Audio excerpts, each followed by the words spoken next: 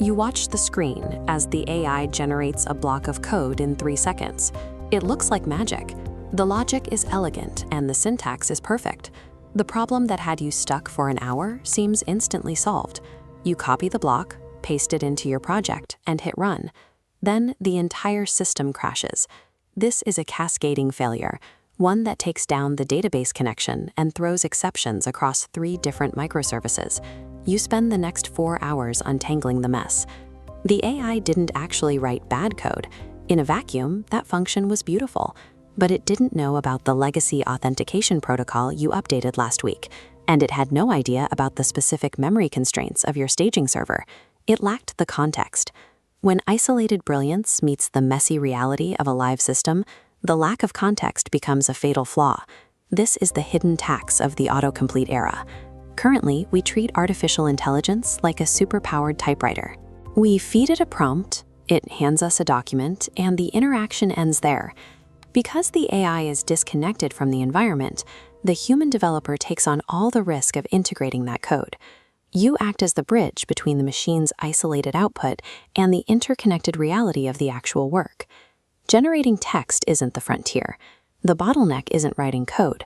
The challenge is owning the context. For years, the industry has been obsessed with the model, how many parameters it has or how fast it can output a script. We judged AI by the parlor trick of instantaneous generation. But a model is just an engine sitting on blocks. Without a chassis, steering, or brakes, it cannot navigate traffic.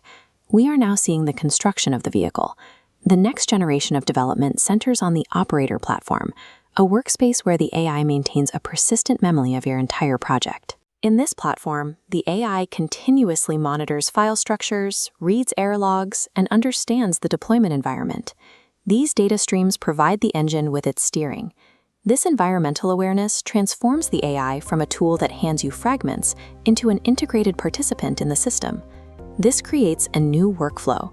The AI proposes a change and immediately tests it against your actual codebase. It reads the compiler errors and corrects itself before you ever have to intervene. The value of the tool is no longer just the text it generates. The product is now the verification loop and the context window that surrounds the model. This moves us away from using a copy-paste assistant and toward a reality where the AI sits at a command desk, operating the system alongside you. The evolution from a standalone coding tool to an integrated operator platform embeds the AI into the system infrastructure. The focus shifts from the speed of code generation to the reliability of the self-correcting loop. When you first use an AI coding assistant, the rapid generation feels almost like magic, but that initial spark often sputters out quickly. This chart illustrates the reality. There is a sharp initial spike in output, but as project complexity rises, productivity plateaus and steadily declines. The common assumption is we simply need smarter language models to solve this. The actual problem is architectural. The bottleneck preventing sustained productivity is the interface itself, a chat window. These chat interfaces are stateless. Every time you open a new window, the AI starts with a completely blank slate. It has no persistent memory and zero awareness of your project, outside of the specific prompt you just typed. Advancing the raw intelligence of a model yields diminishing returns if the environment limits its ability to retain context over time. Think about the baseline interaction today. You open a blank chat box and have to explain a highly specific problem from scratch, hoping you provided enough background. When the suggested code inevitably generates an error, the AI stops. It waits for you to tell it what went wrong. You switch to your development environment, locate the specific failure, extract the error codes, carry that data to the browser, paste it into the chat, and re-establish the background information so the language model can try again. Look at this workflow. The developer's role has degraded. You are no longer engineering. You are acting as the manual router. You have become the human API, the sole connective tissue, forcing disconnected systems to talk. Constantly re-explaining the state of the project, managing the context window, and verifying every line of output demands an immense amount of mental overhead. This continuous manual routing creates a cognitive bottleneck. The friction of managing the system eventually consumes the time saved by the AI's rapid generation. Breaking this bottleneck requires a different architecture, an operator platform. This approach works by entirely absorbing the coding environment. Instead of relying on copy-pasted prompts, the platform pre-indexes your entire repository. It reads the routing logic, the database schemas, and the API documentation before you even ask a question. Compared to a stateless chat, this eliminates the need for manual context loading. When you ask it to fix a bug in the payment gateway, you do not need to paste in the surrounding files. The platform maintains a persistent, real-time map of the territory. It already knows how the pieces connect. Environmental awareness provides the ground truth required for an AI to move from suggesting code to executing work. But context is only the foundation. The differentiator of the operator desk architecture is agency. A traditional AI tool suggests a syntax fix and waits for you to implement it. An operator platform takes defined action within its scope. In the first phase of this agency, the system autonomously branches the code and applies the fix directly to the files. Then, it autonomously runs the project's test suite against that new branch to see if the fix actually holds up. If the test suite fails, an error is generated.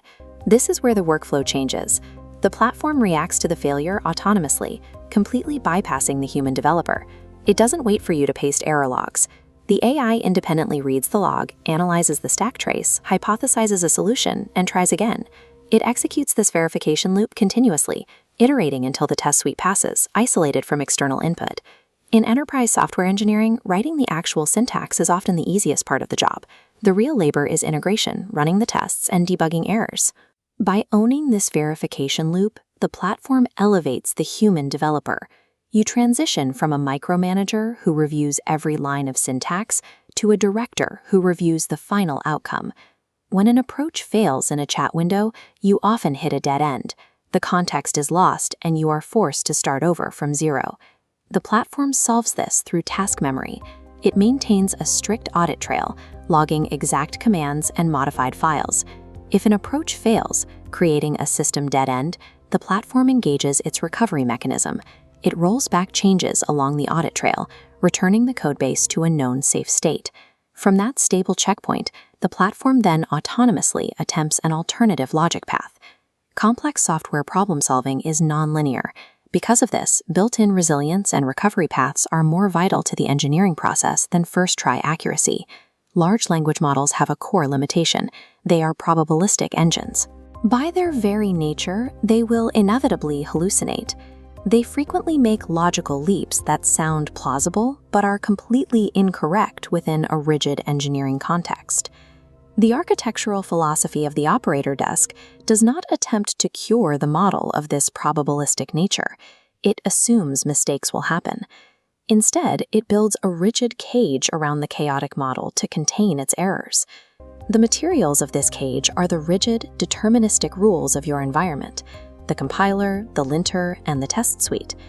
The operator platform uses these definitive binary rules to instantly catch and constrain the unpredictable output of the language model. Evaluating an AI tool now means verifying its permissions, its terminal access, and its recovery logic, rather than simply measuring the model's intelligence. In this architecture, the model is a commodity. The operator platform is the product, a nervous system of audit trails and deterministic constraints that protects the codebase from the model's unpredictability. We have all seen the viral videos. A developer types a single sentence, and a functional application appears on the screen in seconds.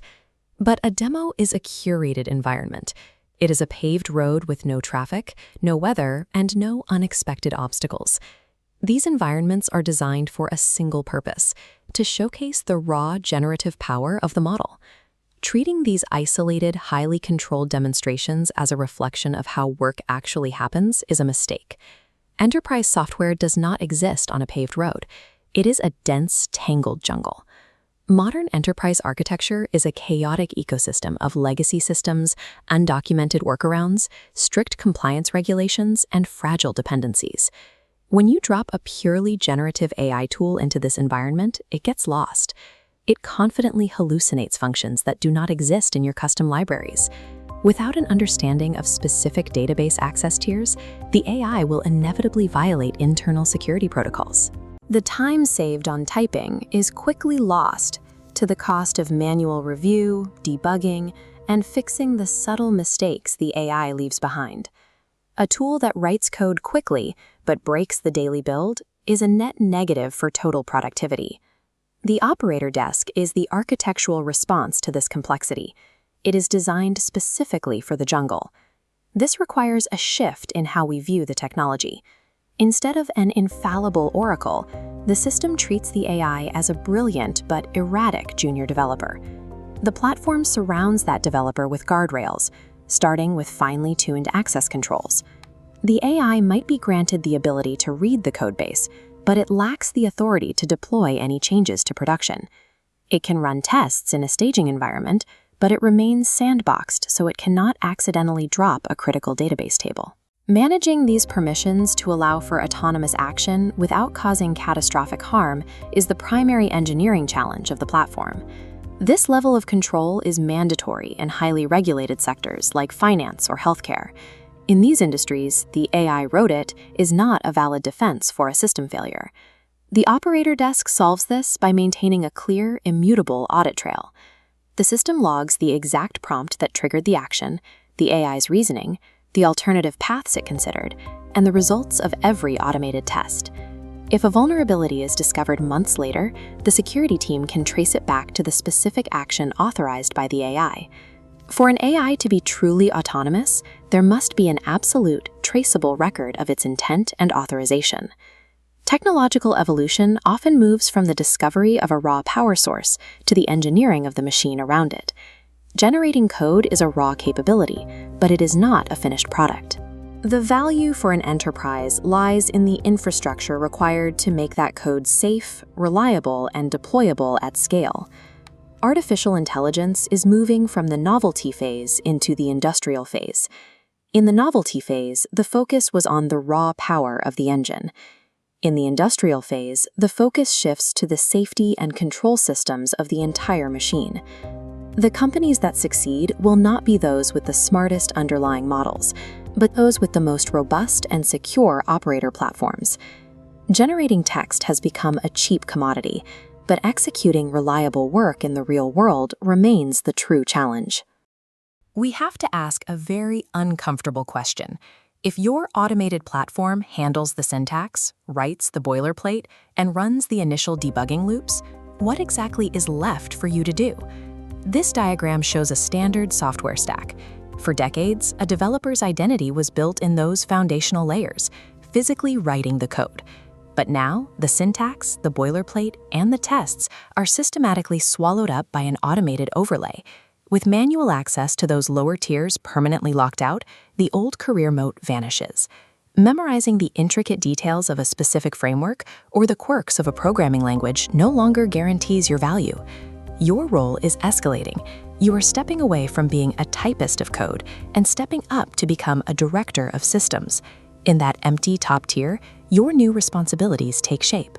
Your job is to understand the overarching business logic and to establish a resilient architecture that acts as a rigid umbrella over the automated tasks executing beneath it. The division of labor becomes absolute. The human layer sets the what and the why. You define the deterministic constraints, and then you delegate the tireless, repetitive execution of the how directly to the platform.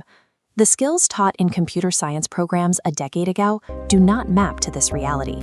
Being the fastest typist or knowing the most obscure sorting algorithms will not save you. You need clear communication and sharp architectural thinking. Survival in software engineering now demands a very specific capability, taking a complex, ambiguous business problem and breaking it down into strict constraints that an automated agent can execute without causing collateral damage.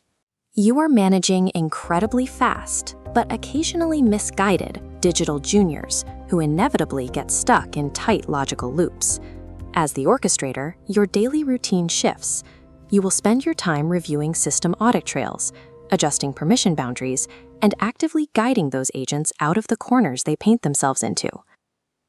But there is a trap here. If you continue to treat artificial intelligence as a simple autocomplete feature designed to spit out scripts in a vacuum, you are optimizing for the past.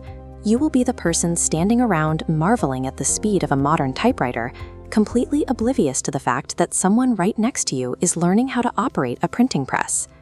True leverage does not come from raw generation speed. It comes from mastering an environment where the AI actually has operational agency, memory, and robust verification loops to check its own work. When a new vendor promises to revolutionize your workflow, ignore the magic of a well-rehearsed demo.